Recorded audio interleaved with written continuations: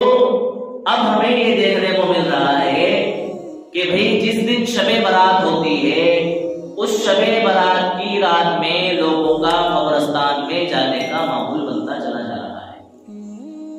तो ये सही है क्या गलत है? इसको हमें सीखना चाहिए ना, हमें पता तो चले कि कब्रिस्तान जाना सही है कि गलत है। ये बात यकीनी है कि अल्लाह के रसूल सल्लल्लाहु अलैहि वसल्लम शबे बारात की रात में जन्नतुल बकी कब्रिस्तान में तशरीफ ले गए। यह बात सही है। अब इन आशिकाने रसूल को जब अल्लाह के रसूल सल्लल्लाहु अलैहि वसल्लम का ये अमल पता चला तो ये आशिकाने रसूल आप सल्लल्लाहु अलैहि वसल्लम की इक्तिदा और इत्तिबा में कब्रिस्तान जाने लगे। बहुत अच्छी बात। लेकिन कब्रिस्तान किस तरह से जाना है, कैसे जाना है? तो आशिकाने रसूल अल्लाह के रसूल सल्लल्लाहु अलैहि वसल्लम की इक्तिदा और इत्तिबा में कहाँ जा रहा है? कब्रिस्तान जा रहा है। बहुत अच्छी बात है, जाना भी चाहिए। लेकिन अल्लाह के रसूल सल्लल्लाहु अलैहि वसल्लम अपनी सारी जिंदगी में कितनी मर्तबा कब्रिस्तान जा रहे हैं इसका पता आशिकाने रसूल को नहीं है। ये सीखने की बात है। उलमा ने फरमाया कि अल्लाह के रसूल सल्लल्लाहु अलैहि वसल्लम अपनी सारी जिंदगी में सिर्फ एक मर्तबा कब्रिस्तान तशरीफ ले गए। कितनी मर्तबा? एक मर्तबा। और खामोशी के साथ चुपके से गए, किसी को नहीं बता के गए कि मैं कब्रिस्तान जा रहा हूं। और आशिकाने रसूल का क्या अंजाम है? हर साल कब्रिस्तान जा रहे हैं पाबंदी के साथ में, और भीड़ भाड़ और जमावड़ा इकट्ठा करके कब्रिस्तान के अंदर तशरीफ ले जा रहे हैं।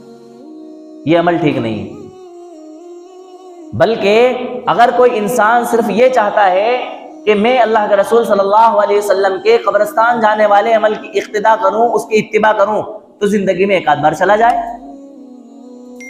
बहुत ज्यादा जाने की जरूरत पड़ी तो 10-12 साल के गैप के बाद एक आध बार और चला जाए, अगर जाना ही है तो। और चुपके से खामोशी के साथ किसी को बताए बगैर चला जाए, ताकि आप सल्लल्लाहु अलैहि वसल्लम की इक्तिदा और इत्तिबा भी हो जाए और आपके इस अमल पर अमल हो जाए। लेकिन हर साल कब्रिस्तान जाना, कब्रिस्तान के लिए पहले से तैयारियां करना, कब्रिस्तान के लिए जमावड़ा इकट्ठा करना, भीड़ भाड़ इकट्ठी करना, यह अमल शरीयत के अंदर और दीन के अंदर पसंदीदा अमल नहीं है। देखो, जो अमल जिस हद तक है उस अमल को उसी हद तक किया जाए, उससे आगे बढ़ने की कोशिश नहीं की जाए। यही दीन की क्या है? इत्तिबा है।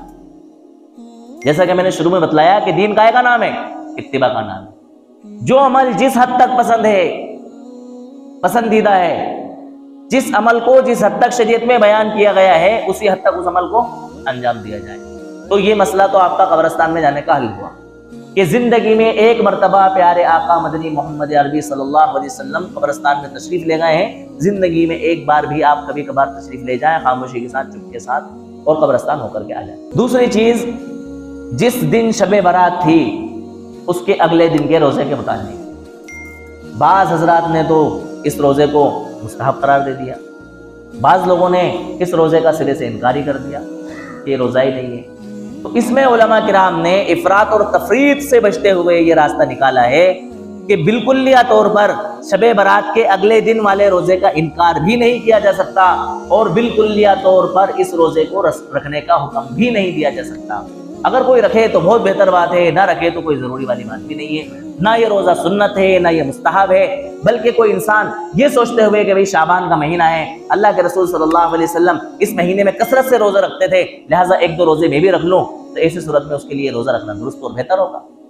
दूसरी बात यह है कि ये जो रोजा होता है 15वीं शाबान का, ये रोजा अय्याम बीज में आता है, जिसमें अल्लाह के रसूल सल्लल्लाहु अलैहि वसल्लम रोजे रखा करते थे। हर महीने की 13 और 14 और 15 जो तारीख होती है इस्लामी महीने की, इनको अय्याम बीज कहा जाता है। अल्लाह के रसूल सल्लल्लाहु अलैहि वसल्लम इन दिनों का क्या क्या करते थे? रोजा रखते थे। लिहाजा इंसान ये सोच के रोजा रख ले कि ये 15वां जो दिन है अय्याम बीज का दिन है, लिहाजा मैं आप सल्लल्लाहु अलैहि वसल्लम की इख्तिदा में रोजा रख रहा हूँ, उसके लिए रोजा रखना क्या हो जाएगा? बेहतर हो जाएगा। तो बहुत ज्यादा डीप में जाने की जरूरत नहीं है कि रखें कि ना रखें, जायज है कि ना जायज है, हलाल है कि हराम है। नहीं, आपका दिल रख रहा है, आप ये सोच के रख ले कि भाई शाबान का महीना है, लिहाजा मैं रोजा रख लेता हूँ। आपका दिल रोजा रखने का कर रहा है, आप ये सोच ले भाई अय्याम बीज का रोजा है, मैं इस रोजे को क्या कर लेता हूँ? पता नहीं है, लोगों को बेचारे कंफ्यूज होते हैं, और पता नहीं कहां से लोगों ने ऐसी मन घड़त बनावटी बातें बतला दी हैं कि पूछने वाले पूछते हैं कि साहब शबे बारात की कितनी रकातें हैं? शबे बारात में नमाज की कितनी रकातें हैं? शबे महराज की कितनी रकातें हैं?